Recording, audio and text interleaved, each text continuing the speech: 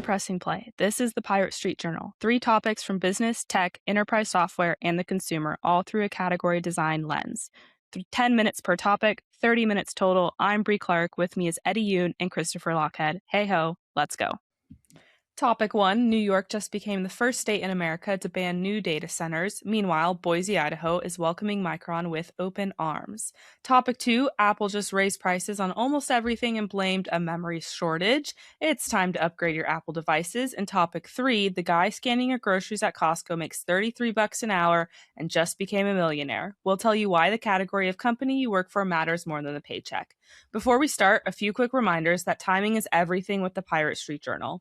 1, on May 22nd, we said AI memory was on the good side of the S-curve. Micron had its best quarter ever, traded up 67% and closed on July 16th with over 13% in just 2 months. 2, on June 10th, we told you IPOs in year 1 are dangerous. SpaceX went public on June 12th at $135, traded up to $200, but fell below its IPO price on July 16th. And finally, 3, on June 10th, we said power was the one layer of the AI cake that everyone was missing. We found that Elon quietly went and bought a power company for $1 billion back in May. We are recording on Friday, July 17th. Let's see what else we see in the future.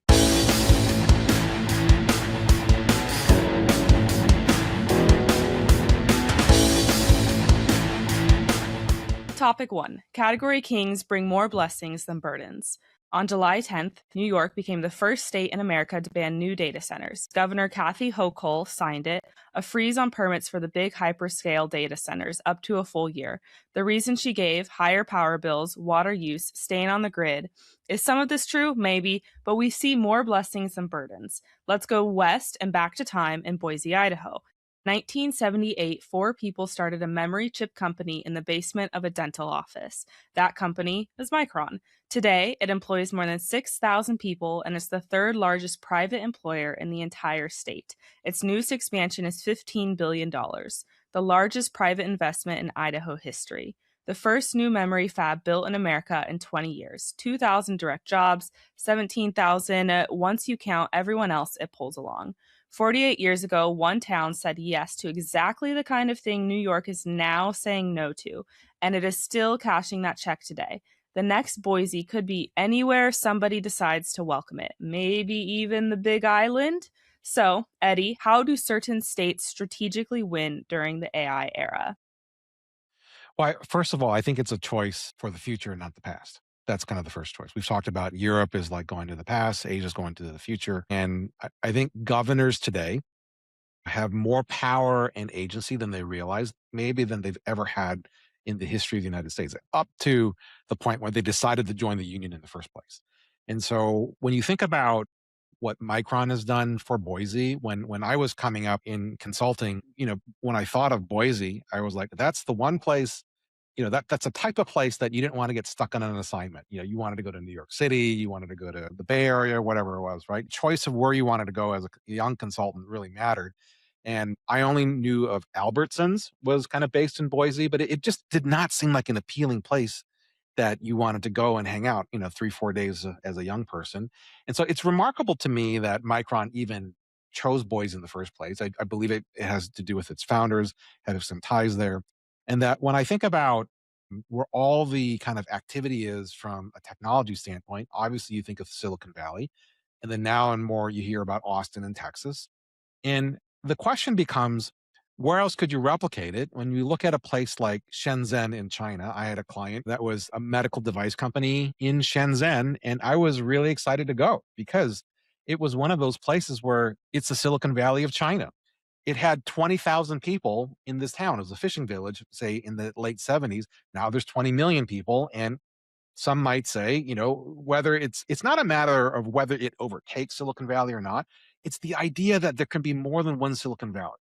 The idea that one tech company can tip the balance towards massive productivity. Now, it doesn't mean that Micron has been a perfect neighbor to Boise. I'm sure there's been ups and downs. When gross margin negative in memory a few years back, I'm sure the layoffs really hurt at that point in time. However, I bet you if you go to the citizens of Boise and you ask them if you could go back and wave a magic wand, would you do it over again? Or would you what would you imagine Boise would be like without a Micron, without an Albertsons? I'm sure they would say, you know what? Maybe we don't want too many, but we don't want zero. And I think governors have a choice now to welcome the new tech companies, welcome companies that could build and grow the pie in a meaningful way. And when we were on the Big Island, just for a category pirates retreat, now a lot of complications. There's a lot of things that have to be true. We have to respect the Aina, the land, as Native Hawaiians would want us to do. And, there's nothing that's more important than the environment down there. But you think about the raw material on the Big Island, lots of land. It's not overdeveloped at all. It's one of the lowest per capita density in the entirety of the Hawaiian Islands. Got a lot of sun, lot of sun, right? And you actually have a wet side of the island, which has a lot of rain on the Hilo side. So it's not entirely clear how, and this is just kind of a what if, and there's smarter people than I that would tell me why this would not make a good idea. However, in a place where I know so many people from Hawaii are leaving the state because they've been priced out of paradise. People who are moving to Nevada, as we've talked about, and Utah, moving to Washington State because they can't afford it. The reality is they can afford the Big Island if there were jobs there. And so this really comes down to, is there somebody who has the foresight to plan for the next 40 years, not for the last 4 years, and think about, you know what, this is going to be the future.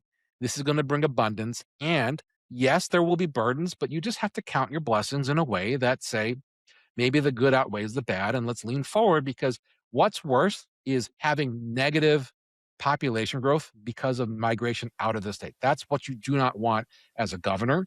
You want the pie to grow, and this is a clear way of growing it. And there's a real jump ball around it. What New York has done is, not stupid, but it's myopic, right? Yes, there are burdens to count, but they have not counted their blessings. 1,000%. No surprise. I agree with Eddie. There's also some interesting things here happening in this situation. So at the same time that New York announces a 1-year freeze on data centers, there's a subtext there that says, and by the way, there's some legislation being introduced to make it a 3-year freeze. And Kathy Hochul, the governor, said that it was a year to assess the situation or some such language. And now they're talking about 3 years. That happened at almost exactly the same time as a study came out that showed that New York, the state, has lost $11 billion in taxes because of all the millionaires leaving.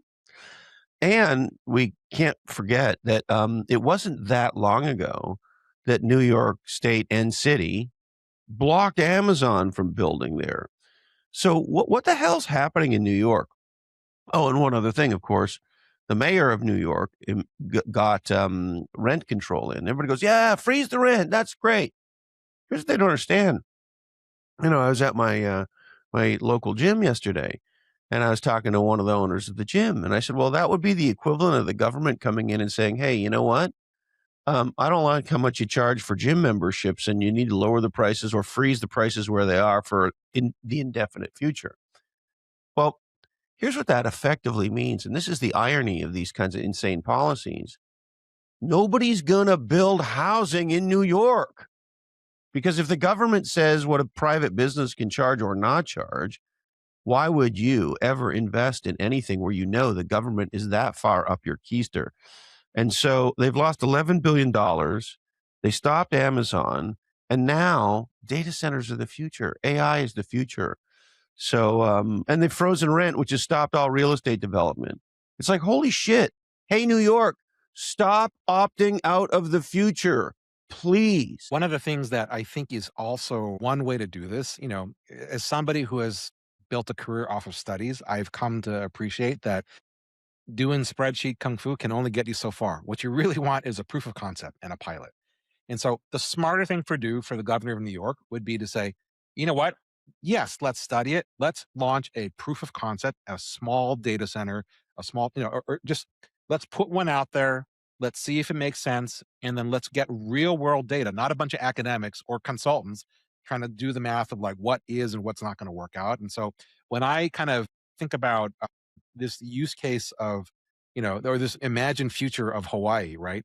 When you think about what's there, you have kind of this interesting reality TV show that's kind of being set up, right? So when we were on the Big Island, you know who the Silicon Valley bigwig there is? Mark Benioff, right? Among many. There are many, but Mark's probably the most prominent one there of Salesforce. On Lanai, you have Larry Ellison of Oracle, who has bought the vast majority of Lanai. And, it more or less kind of is Like the, 90% of Lanai or yeah, something like yeah. that, right? I think as 80%. Christopher Some calls it, huge, yeah.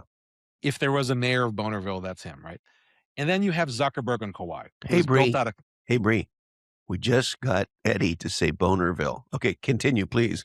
trying to slip that one really quick. You have Kawhi has Zuck, who has built out a massive compound there, and there's limited data. I don't know all of the story. I'm sure there's more truth that has to come to the forefront. But my perception of it, just from talking to local folks, is that if you had to kind of rank order the hierarchy of the billionaires there, it probably goes Benioff and maybe Ellison, and then a far drop off to Zuck. And so here's what I predict was going to happen is that I think Benioff's been pretty public about, hey, we're not going to build out a massive Salesforce campaign or campus on the Big Island. Like that's not in the cards. We want to respect the people, respect the community, and all that kind of stuff there. However, I think what Ellison has done in terms of the 2 Four Seasons that are there, some of the hydroponic agriculture that's there, like he's really invested in industry in commercial enterprises on Lanai in a way that creates jobs and provides opportunities there. And so between Benioff and Ellison, I think one of them will try out this idea of what a proof of concept could look like. Now, that might be stupid in the context of a data center where probably very expensive to do a proof of concept versus the whole shebang. But what we suspect is that there is a way to make this work where there are more benefits than there are costs, and that it will benefit the locals in a way that they will be grateful for. I think if we can just kind of get the real world data out there, and so our prediction is that Benioff and Allison will lead, and Zuck, as he typically does, will follow at some point. Data centers on the Big Island. Quick break, pirates. Everything Pirate Eddie just said about the consumer, he's been saying things like that for 20 years across Harvard Business Review and now Category Pirates. Everything Pirate Christopher just said about category design, he literally wrote the book on it. 3-time public company CMO, co-author of Play Bigger. Now imagine both brains on demand for your business, your career, your next decision. That's the Pirate Eddie bot and the Pirate Christopher bot, trained on every Category Pirates mini book ever written, every super consumer framework, every creator capitalist take, and every category design playbook. You ask, they answer, in their voice with their lens. They come with the founding tier on Substack, alongside the full mini book library, the audiobook library, digital copies of all 7 of our big books, and every Scooby snack we drop. You can find it at categorypirates.news/subscribe. Now let's get back into the next topic.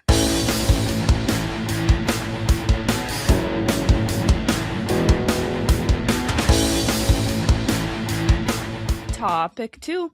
Apple raised prices. Is it time to upgrade? On June 25th, Apple recently raised its prices. The Mac Studio with the M3 Ultra jumped $1,300.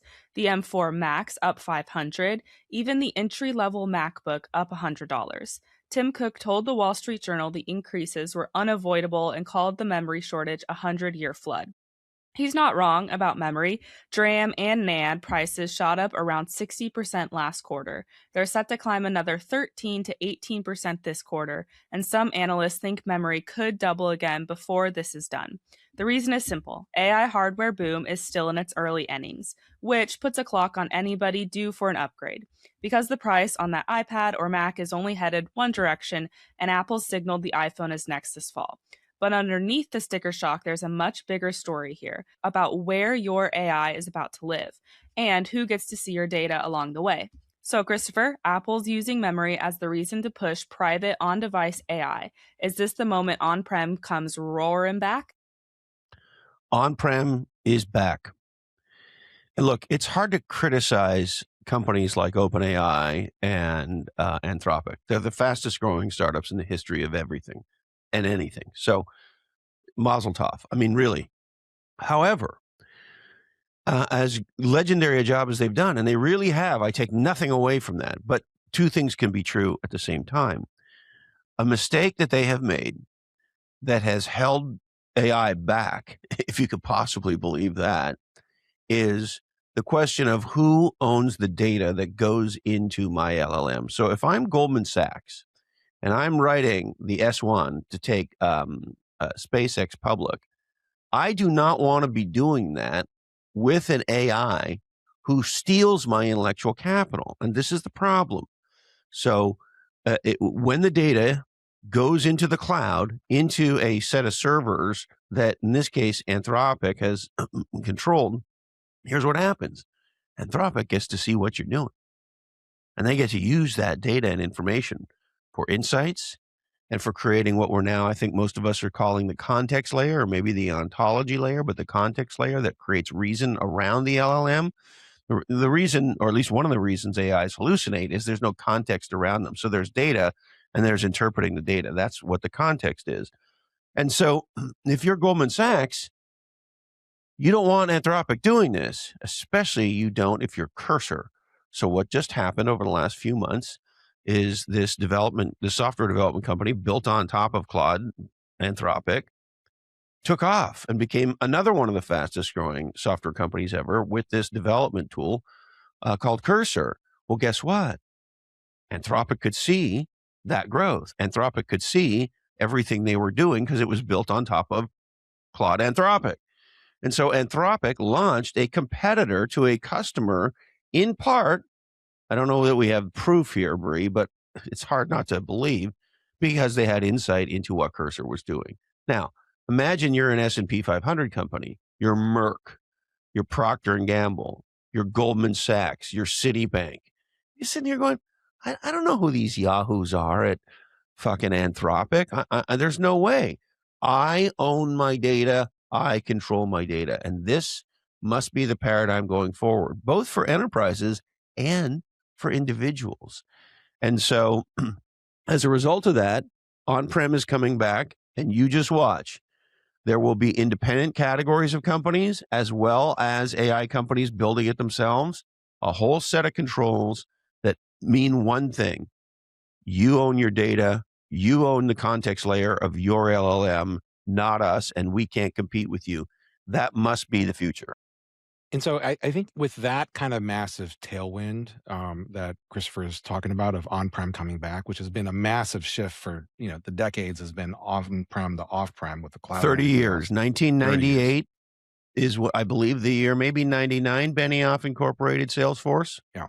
So the pendulum is swinging the other way, right? And so, which typically happens, in business companies, they roll up and then they break apart, right? It just kind of the way that it goes as you keep up with the pace of change. Now, couple things, just from a practical, tactical perspective as a consumer. Most of us are in the Apple ecosystem, right? You've seen that Apple raise prices in June. If you have to, some of us have not upgraded phones and iPads and computers. Just a heads up, you probably want to do it sooner rather than later because the prices are going to continue to go up. Apple is blaming all the high bandwidth memory. That's still going to be short supply for the next couple of years, is what they're saying. And so there's no chance that memory prices don't go up, which means that there's no chance that Apple prices don't go up as well. So just as a practical, tactical consumer, the Pirate Street Journal is telling you if you're going to upgrade, do it sooner rather than later, right? The second thing is that you should feel good about the increased pricing. Exactly to what Christopher is saying. And that's kind of counterintuitive. Most people don't want to pay more for stuff that they already have, right? And the article that I got flamed for the most, probably in my career, is when Netflix raised their pricing in 2011. And I wrote, hey, this is a good thing. And people were like, this moron just said that this is, they raised their prices 60% and it's a good thing. How piratey of you, Eduardo. How piratey. How very piratey. Right? Well, and the thesis was, as I look back on it, I was like, that was a good job by Pirate Eddie way back then, right? Is that, the price was, yes, it was a 60% price increase, but it was really going from $6, $7 to $10. It was a nominal amount of money, right? So don't worry about the percentage. It was a couple of bucks. And secondly, that there was this faith that we saw in Netflix at the time that was like, their mission is not to extract the most amount of money from the consumer. Their mission is to help you binge watch. They're the company that created binge watching. For you to binge watch, they have to get more shows. At the time, they weren't creating their own content. And so I did not see that they were going to move into original content at the time. But what I did see was that if they're raising prices, they're going to take that money to get more content so that you can binge watch more because you understood the mission of the company. they were missionaries, not mercenaries. And that with Apple, I think the same thing is true. Yes, Tim Cook has done an amazing job of driving revenues and cash flows and all that, as you might think a mercenary CEO might. However, he has been such a missionary on the privacy part that what you can take to the bank is that, yes, they're going to raise prices. Yes, it's going to be because of memory. And yes, they will finally figure it out and catch up with Siri to get to the point where your iPhone can handle a For lot of the the things love that can't be of the done on Lord another computer. above. For the love of the Lord above. When you compare the functionality of ChatGPT or Claude to Siri, it makes you want to pull out your hair. Ha ha. But It's crazy. Why can't I say to Siri, hey, Siri? yeah, and they just need to catch up. They've cut some deals to be able to do that. But the memory part, as they raise prices, is going to allow the on-prem on the phone, which is really the size of prize. And then there's a couple of things that are going on here. One is that they're adamant stake in the ground. Privacy is a hill that we're going to die on. That's kind of number one, right? The increased memory on the iPhone, I think you should continue to see that go up. And then thirdly is as they, as LLMs and models commoditize, and this is the most important part, is that I believe Apple will help you figure out how to not be beholden to one LLM, but to be beholden to the right LLM for the right task. If you have a super complex, I'm trying to solve for a massive, breakthrough in molecular biology on your iPhone, which is kind of an amazing thing to think about. Yes, they'll probably route you to the highest, Fable LLM out there, whatever the next gen one is. But if you're a senior citizen, and Christopher and I are approaching that age, and we're trying to figure out, Hey. we're approaching that age, and we're trying to figure out, like, hey, where's the link for that thing? I don't think you need the latest LM to figure that out, right? That can be routed to an open source, cheaper one. And so I trust Apple in the same way that the App Store allows you to, gives the consumer the agency to pick and choose what app they want. The iTunes Store gives you the agency to pick and choose what music you want to listen to. That where they are headed, though we had kind of said, hey, you guys have been late on this. They may end up in the right place where they are the gateway and the provider, stake in privacy, more memory so that you can actually do this on your phone, but also the ability to smartly route your tokens to the right place for the right task. Because the vast majority of the Apple users do not need the frontier models to do what they need to do with AI, but they do need access to it to make sure that they're getting it. So this is the reason why we think they will raise prices. You should buy your stuff early and you should feel good about it. Now, one other little side note, I was just triple checking because I wanted the data to be correct. A company to watch in all of this, Dell. Here's why. So Dell's business is primarily servers, storage, and networking. That's about, and then their laptops and desktops are a smaller percentage of their business. Here's the interesting thing. Their infrastructure business, storage and servers, growing at 40%. Their consumer laptops, desktops, and the like, 5%. Watch out, because this shift to on-prem is going to drive both parts of their business. And given the conversation we just had about memory, there is a very good chance that desktops, laptops, tablets, and smartphones are all going to go up in price as we move to more and more on-prem. And look, there's technological reasons for this change, and don't be stupid. There's also business reasons for this change, because if the AI companies can create a boom in hardware sales, that would be a very good thing for those in the business of selling hardware. Look at that, right on the bell. It's one of those things we should reinforce that for as long as we can remember, software has always trumped hardware.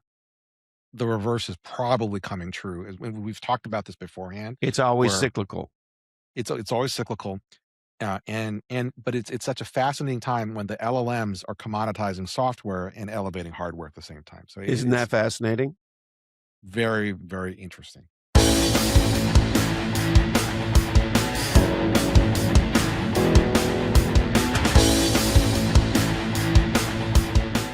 All right. right, topic 3. Costco proves categories make careers. The Wall Street Journal ran a story this week about a Costco cashier. He makes $32.90 an hour. He's 60 years old, 40 years on the job, started back when it was still Price Club at $5.85 an hour. He owns a 3-bedroom house with a pool, and his 401k is worth more than $1 million. And he's not some lucky exception. Costco's own CFO says many thousands of their hourly workers have crossed $1 million in their retirement accounts, and people do not leave. Turnover at Costco runs about 7% a year. The retail average is 60%. 40 years, a cashier's wage, and a 7-figure retirement account. That math only works one way, and it's the same move whether you're ringing up rotisserie chickens or starting a company from scratch. So, Eddie, does the category you pick matter more than your net worth and the job or even the salary? It's this is a story as old as time. And so Costco is kind of the weird data in this regard because, most people wouldn't expect a cashier to be able to hit millionaire status. And it's in it, there's obviously they got some stock in the company. They probably bought stock as they went along. So a lot of smart things that was going on with this person and these people, but he's not the only one, right? There are many, many, many hundreds, if not thousands of people that have done this at Costco. And Costco has been a legendary category king in the retail space, right? And so, absolutely, the category matters more than the company. If you want to maximize not just your prestige, your title, and kind of your pedigree of how things look, but if you want to maximize your net worth, you pick the right category, not just the right company. And I remember this, you know, um, even outside of Silicon Valley, right? Because this is not an uncommon story in the tech world.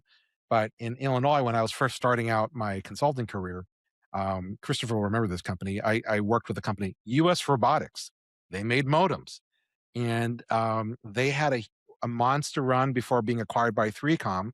And in talking with the CEO, one of the things that they were most proud of, he would show me a sheet of paper that he had, was like, check it out.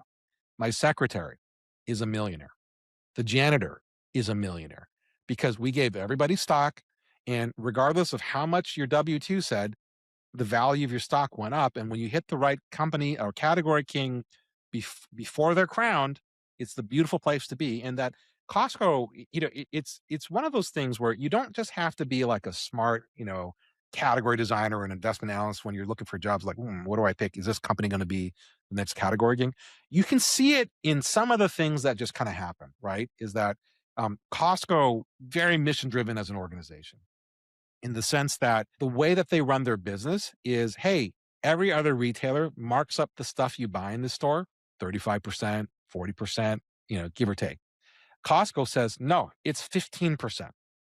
No matter how good the thing that comes in, we're only going to mark it up 15%.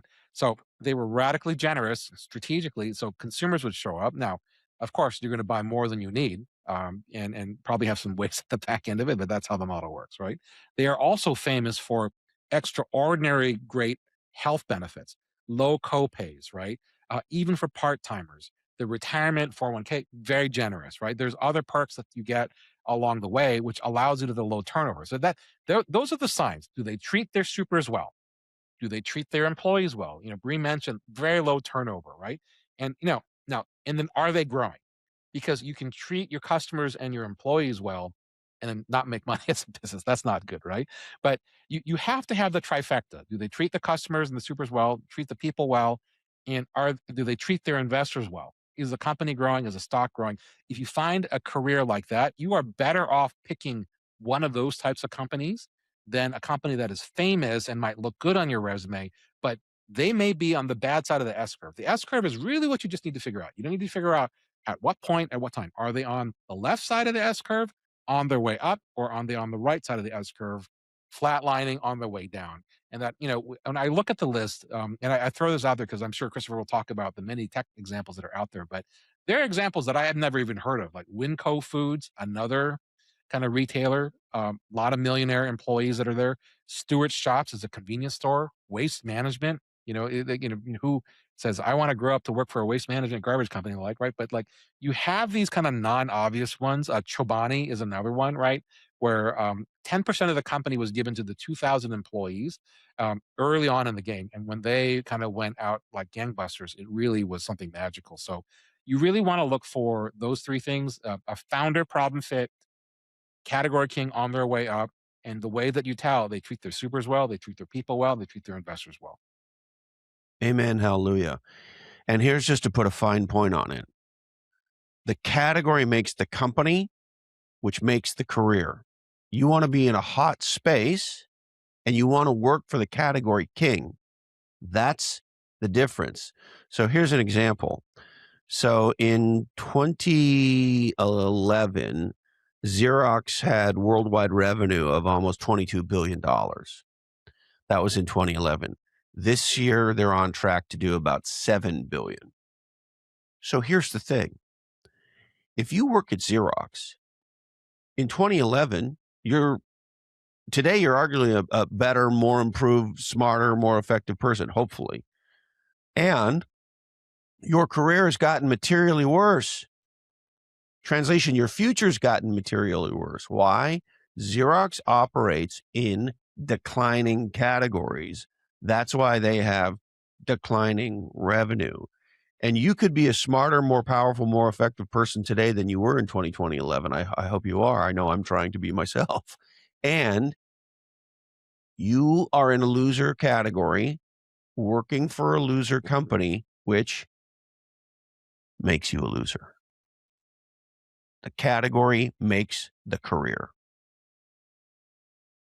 Well, this is the part that I think is kind of, as a parent of adult age children, I get a little nervous about, because it's hard to see the future. I see a lot of my kids, their friends, y- ambitious kids. They worked hard. They're studying hard in school, and they're looking for, what should I do next? And they kind of look to the old generation and say, "Ooh, consulting, banking, these are high prestige fields. They pay a lot of money. And wouldn't that be cool to come out of college and, I make six figures right out the gate, and I get all these, Scooby snacks, get to, fly around here and do this and that." I don't know what I don't know, but I am nervous about, it's a high prestige field, and it makes me uncertain where on the S curve consulting and banking are, right? Because it's just one of those where you have folks like the SpaceX raise. How much of that was all the banks? Yeah, Goldman and all the other banks did a great job. And how much of that is Elon, right? Just kind of dictating the terms and saying what I want to do, and getting the 7% down to whatever else it needs to be with it, right? And then it's not to say that bankers won't be relevant going forward, but Dan Ives, one of the great tech analysts for Wedbush, just left to start his own merchant bank. And we talked about this, is that what we do know is true. Like, we don't know what the future holds, but we do know that consulting is going to get a lot more competition from these deployed engineers with AI. And that, it's hard to say if an engineer with AI, with a little bit of niche expertise in a function, can do more good and have more impact than a youngin' 22-year-old who's never done anything but is not gifted with AI just yet, right? And that these professional services firms, because of the on-prem thing, they are not on the forefront of AI. They are building out their own things. I know the McKinsey CEO is talking about, we're building more agents than that, but like, it's great. And yet I don't think of these firms as the place to go to learn about agents and AI. Like, this is just kind of not the way. They might be, the one-eyed man is the king in the land of the blind, right?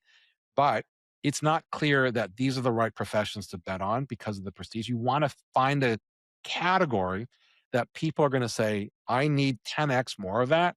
And I'm just not convinced that you need 10x fancy smart kids. The other thing that is critical to underscore is um, go into categories, AKA career fields, where the following insight you think expands and compounds over time. When I make AI the co-founder of my career and or company, exponential things happen for me. So, if you think about consulting and banking, look, the case can be made that AI will take away a bunch of those jobs. That remains to be seen, but you can see how that could be true. However, when you look at it and you say, well, wait a minute. I love the bongos.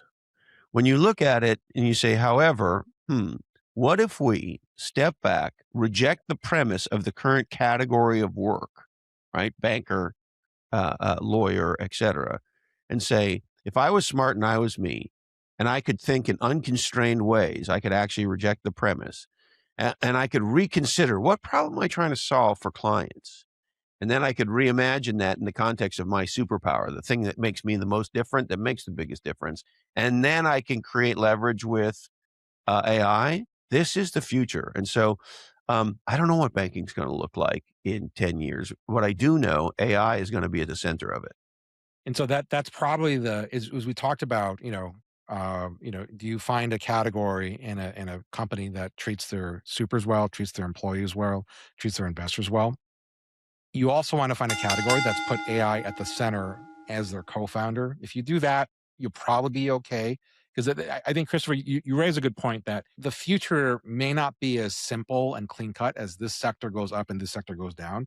It's probably more, hey, every sector is bifurcated to those with AI as a co-founder and those with not. And you just want to be thoughtful about the ones that are leaning into AI are the ones that where you want to be because you're just going to get more reps and therefore you're going to be more valuable in the long run. By the way, I had a powerful conversation yesterday with the legendary Ted Dintersmith, who's one of the biggest experts on education in the country, in my opinion. Anyway, it made me think, wow, not that I want to, but if I wanted to start a new university today, holy cow, you could create a university right now with AI at the center of everything and do something absolutely, create a whole new category of learning. We'll see you next week, Pirates.